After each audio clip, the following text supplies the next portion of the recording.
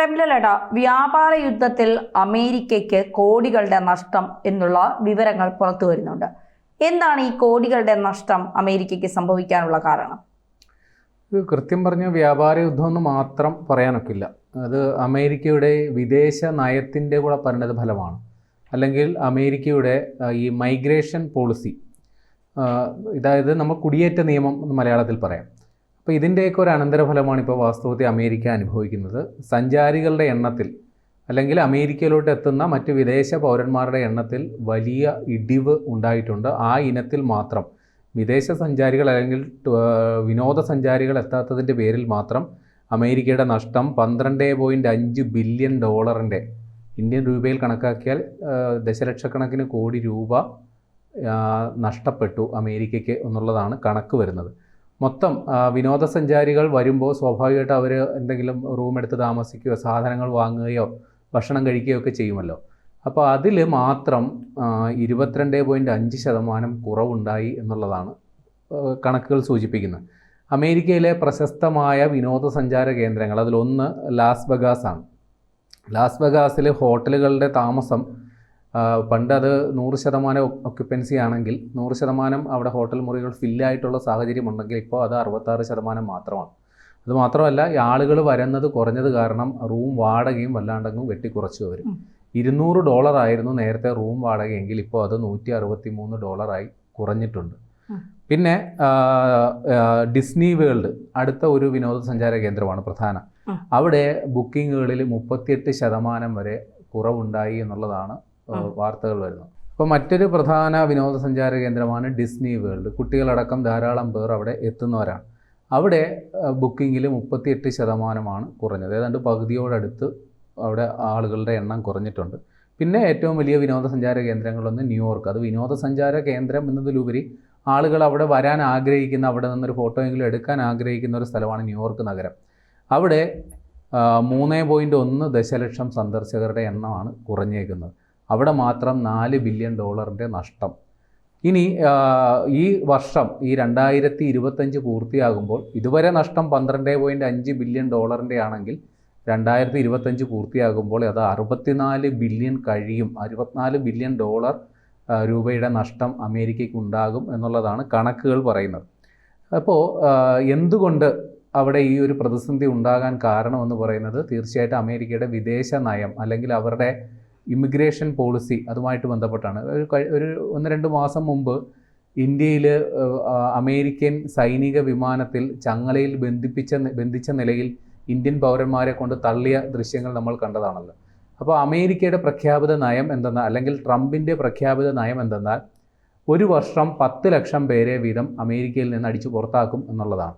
അതായത് അനധികൃത താമസക്കാർ എന്നാണ് അവരെ വിശേഷിപ്പിക്കുക. ട്രംപ് അവരെ വിശേഷിപ്പിക്കുന്നത് കുടിയേറ്റക്കാരെന്നല്ല. ട്രംപ് അവരെ വിശേഷിപ്പിക്കുന്നത് ഇവിടെ താമസിക്കുന്ന ഏലിയൻസ് എന്നാണ്. ഏലിയൻസ് എന്ന് പറഞ്ഞാൽ ഏതോ ദേശത്തു നിന്ന് വന്ന അന്യഗ്രഹ ജീവികൾ അല്ലെങ്കിൽ ടെററിസ്റ്റ്, അങ്ങനെയൊക്കെയാണ് ട്രംപ് വിശേഷിപ്പിക്കുന്നത്. ഭീകരവാദികൾ എന്നൊക്കെയാണ് വിശേഷിപ്പിക്കുന്നത്. അമേരിക്കയിൽ അനധികൃതമായി താമസിക്കുന്നവരെല്ലാം ഭീകരവാദികൾ അല്ലെങ്കിൽ അന്യഗ്രഹ ജീവികൾ. അനധികൃതം എന്ന് പറഞ്ഞു കഴിഞ്ഞാൽ അവർ ഈ വിസ കാലാവധി കഴിഞ്ഞിട്ടും അവിടെ തുടരുന്നവർ, അല്ലെങ്കിൽ വ്യാജ രേഖകൾ ചമച്ച് അമേരിക്കയിലോട്ട് അവിടെ മെച്ചപ്പെട്ട ജീവിതം ആഗ്രഹിച്ച് ചെല്ലുന്ന, ഇന്ത്യയിൽ നിന്നടക്കം അവിടെ വല്ല ചതിക്കുഴികളിൽ പെട്ടുപോലും അവിടെ മനുഷ്യക്കടത്തിൻ്റെ ഭാഗമായിട്ടൊക്കെ അവിടെ എത്തപ്പെട്ട നിരവധി പേരുണ്ട്. ചിലരുടെ കോടികൾ ലക്ഷങ്ങളൊക്കെ നഷ്ടപ്പെടുത്തിയാണ് പലരും അമേരിക്കയിൽ നല്ലൊരു ജീവിതം ആഗ്രഹിച്ച് ഇല്ലാത്ത കാശൊക്കെ മുടക്കി അവിടേക്ക് പോകുന്നത്. അങ്ങനെ മതിയായ രേഖകളില്ലാതെ താമസിക്കുന്നവരെയൊക്കെ പിടികൂടി ജയിലിലടയ്ക്കാൻ അമേരിക്കയുടെ പുതിയ പദ്ധതി അനുസരിച്ച് ഇത്തരക്കാരെ താമസിപ്പിക്കാനായിട്ട് പുതിയ ജയിലുകൾ വരെ അവർ പണിയുന്നുണ്ട്. അതുമാത്രമല്ല, ഈ 10 ലക്ഷം പേരെ വീതം ഒരു വർഷം അവിടെ നിന്ന് കെട്ടിക്കാൻ വേണ്ടി പുതിയ ഉദ്യോഗസ്ഥരെ വരെ അവർ നിയമിക്കുന്നുണ്ട്. അപ്പോൾ അത്തരത്തിൽ കടുത്ത നടപടിയാണ് അമേരിക്ക ഇക്കാര്യത്തിൽ എടുക്കുന്നത്. അപ്പോൾ അതുകൊണ്ട് തന്നെ സ്വാഭാവികമായിട്ടും മറ്റ് രാജ്യങ്ങളിൽ നിന്ന് അങ്ങോട്ടേക്ക് എത്താനായിട്ട് ആളുകൾ മടിക്കുന്ന ഒരു സാഹചര്യമുണ്ട്. പ്രധാനമായിട്ട് ഇപ്പോൾ ജർമ്മനി, ബ്രിട്ടൻ, ജപ്പാൻ, ഫ്രാൻസ് തുടങ്ങിയ രാജ്യങ്ങൾ അവിടുത്തെ പൗരന്മാർക്ക് മുന്നറിയിപ്പ് കൊടുത്തിട്ടുണ്ട് അമേരിക്കയിലോട്ട് പോകുന്നതിന് മുൻപായിട്ട്. ജർമ്മനിയിലുള്ള ആൾക്കാർ, ജർമ്മൻ സർക്കാർ അവിടുത്തെ പൗരന്മാർക്ക് കൊടുത്തിരിക്കുന്ന മുന്നറിയിപ്പ് എന്തെന്നാൽ, വിസ ഉണ്ടെങ്കിലും ചിലപ്പോൾ പ്രവേശനം ലഭിച്ചെന്ന് വരില്ല അമേരിക്കയിൽ. എന്നാൽ ബ്രിട്ടൻ പറയുന്നത് വിമാനത്താവളത്തിൽ ഒരുപക്ഷെ നിങ്ങളെ തടഞ്ഞു വെച്ചേക്കാം. ജപ്പാൻ പറയുന്നത് സുരക്ഷ ഒരു പ്രശ്നമാണ്. ഫ്രാൻസ് പറയുന്നത് എന്തായിരിക്കും സംഭവിക്കുക എന്ന് നമുക്കിപ്പോൾ മുൻകൂട്ടി പറയാൻ സാധിക്കില്ല. അപ്പോൾ ഇങ്ങനെ ഉള്ള മുന്നറിയിപ്പുകളൊക്കെ ഉള്ളതുകൊണ്ടാണ് ഈ വിനോദസഞ്ചാരികൾ, അല്ലെങ്കിൽ അവിടെ അമേരിക്കയിൽ ഒന്ന് കറങ്ങാൻ ജസ്റ്റ് ഒന്ന് കണ്ടിരിക്കാമെന്ന് കരുതുന്നവർ പോലും അങ്ങോട്ട് വരാൻ മടിക്കുന്നത്. ഇനി മറ്റൊരു സംഗതി കൂടിയുണ്ട്. അമേരിക്ക ഈ അടുത്ത കാലത്ത് ഈ അവിടെ നിന്ന് വിസ വാങ്ങുന്നവർ, വിസ അപേക്ഷിക്കുന്നവർക്ക് അവർ ഒരു ഇൻറ്റഗ്രിറ്റി ഫീസ്, അതായത് ഈ അമേരിക്കയിലോട്ട് വരുന്നവരെല്ലാം തന്നെ വലിയ മാന്യന്മാരായിരിക്കണം എന്നുള്ളതാണ് ട്രംപിൻ്റെ ഒരു കാഴ്ചപ്പാട്. ട്രംപ് അങ്ങനെ അല്ലെങ്കിലും അപ്പോൾ ഇൻറ്റഗ്രിറ്റി എന്ന് പറഞ്ഞാൽ നമ്മുടെ മാന്യതയുടെ ഫീസ്, നമ്മൾ നല്ല ആൾക്കാരായിരിക്കും, അതിന് വേണ്ടിയിട്ട് മാത്രം $250 അമേരിക്കയിൽ അടയ്ക്കണം. $250 അത് ഇന്ത്യൻ രൂപയിലോട്ട് മാറ്റുമ്പോൾ $1 ഏതാണ്ട് 100 ഒരു 89-90 രൂപയ്ക്ക് അടുത്ത് വരും.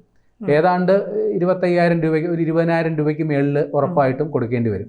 അപ്പോൾ അത് മാത്രമല്ല, അമേരിക്കയിൽ ഒരു വിസ നേടുന്നതിന് നമ്മൾ ഏതാണ്ട് 15,000 മുതൽ 17,000 വരെയാണ് ഇപ്പോൾ മുടക്കേണ്ട തുക. അതുകൂടാതെ ചില വിഭാഗങ്ങൾക്ക്, അതായത് ചില പ്രത്യേക മേഖലകളിൽ ജോലി ചെയ്യുന്നവർക്കാണ് ഈ ഇൻറ്റഗ്രിറ്റി ഫീസും കൊടുക്കേണ്ടി വരുന്നത്. അപ്പോൾ ഇത് അമേരിക്കയിലൊരു പുതിയ ജീവിതം ആഗ്രഹിച്ച് അപേക്ഷ കൊടുക്കാനിരിക്കുന്നവർക്ക് വലിയൊരു ബാധ്യതയാണ്. അങ്ങോട്ടുള്ള ടിക്കറ്റ്, വിമാന ടിക്കറ്റും അതേപോലെ വിസ ഫീസും, പിന്നെ അവിടെ ഒരു മാസമെങ്കിലും നിന്നിട്ടല്ലേ അടുത്ത ശമ്പളം കിട്ടുള്ളൂ. ഒരു മാസം ജീവിക്കാനുള്ള ചെലവ്, ഇതെല്ലാം വഹിച്ചിട്ട് വേണം നമ്മൾ അമേരിക്കയിലോട്ട് യാത്ര തിരിക്കാൻ. അപ്പോൾ അത് വലിയൊരു സാമ്പത്തിക ബാധ്യതയാണ്. ഈ ഒരു സാഹചര്യം ഉള്ളതുകൊണ്ടും ആളുകൾ അമേരിക്കയിലോട്ട് പോകാൻ മടിക്കുന്നുണ്ട്. ഈ ഒരൊറ്റ കാരണം കൊണ്ട് മാത്രം അമേരിക്കയിൽ എത്തുന്നവരുടെ എണ്ണം ഏതാണ്ട് 5.4% കുറയും എന്നുള്ളതാണ് കണക്ക്. അമേരിക്കയിൽ ഒരു വർഷം ഏതാണ്ട് 11 മില്യൺ, അതായത് 1,10,00,000 പേർ അമേരിക്കയിലോട്ട് ഒരു വർഷം വിസ എടുത്ത് മറ്റ് രാജ്യങ്ങളിൽ നിന്ന് വരുന്നുണ്ട് എന്നുള്ളതാണ് കണക്ക്. അതിലേതാണ്ട് 5.8% ഈ ഒരൊറ്റ കാരണം കൊണ്ട് കുറയും എന്നുള്ളതാണ് പറയുന്നത്. അപ്പോൾ അമേരിക്ക ഇത്തരം ഒരു പ്രതിസന്ധി നേരിടുമ്പോൾ മറ്റു പല രാജ്യങ്ങളും ഇതിൻ്റെ നേട്ടം കൊയ്യുന്നുണ്ട്. ഇപ്പോൾ ഉദാഹരണമായി പറഞ്ഞാൽ വിദ്യാർത്ഥികൾ, ഇപ്പോൾ അമേരിക്കയിൽ വലിയ രീതിയിലുള്ള കലാപമൊക്കെ പൊട്ടിപ്പുറപ്പെട്ടു. പ്രത്യേകിച്ചും ഈ ചൈന അമേരിക്ക വ്യാപാര യുദ്ധം നടന്ന സമയത്ത് ഈ ചൈനീസ് വിദ്യാർത്ഥികൾ, അവിടെ ഒരു ഇടതുപക്ഷ പ്രശ്നവും കൂടി ഉണ്ടല്ലോ. അമേരിക്ക ഒരു മുതലാളിത്ത രാജ്യവും ചൈന ഒരു ഇടതുപക്ഷ കമ്മ്യൂണിസ്റ്റുമാണ്. അപ്പോൾ ക്യാമ്പസുകൾ കേന്ദ്രീകരിച്ച് ചില പ്രക്ഷോഭങ്ങളൊക്കെ നടന്നിരുന്നു. അതും മാത്രമല്ല, ഇസ്രയേലിന് നേരെ വലിയ കലാപാഹ്വാനമൊക്കെ അവിടെ നടക്കുന്നുണ്ട്. ഈ പലസ്തീൻ അനുകൂല പ്രകടനങ്ങൾ, പിന്നെ ട്രംപിനെ വിമർശിച്ചുകൊണ്ട് ക്യാമ്പസുകളിൽ പ്രശ്നം നടക്കുന്നു. അങ്ങനെ പല ഇടങ്ങൾ പലപ്പോഴായിട്ട് സ്റ്റുഡൻറ്റ് വിസകൾ നിയന്ത്രിച്ചിരുന്നു അമേരിക്ക. അപ്പോൾ ഈ ഒരു സാഹചര്യത്തിൽ വിദ്യാർത്ഥികളൊക്കെ ഇപ്പോൾ അമേരിക്കയിൽ പോയി പഠിക്കുന്നതിന് പകരം UK-യിലോ ഓസ്ട്രേലിയയിലോ അവരുടെ ഒരു കരിയർ ഉണ്ടാക്കിയെടുക്കാനാണ് ശ്രമിക്കുന്നത്. ഇനി ബിസിനസ് ആവശ്യങ്ങൾക്കായിട്ട് അമേരിക്കയിൽ വരാൻ ആഗ്രഹിക്കുന്നവർ ഈ ഏടാകൂടത്തിൽ ചെന്ന് ചാടുന്നതിന് പകരം സിംഗപ്പൂരിലോട്ടോ ടൊറൻഡോയിലോട്ടൊക്കെ പോകാൻ ആണ് ഇപ്പോൾ താല്പര്യപ്പെടുന്നത്.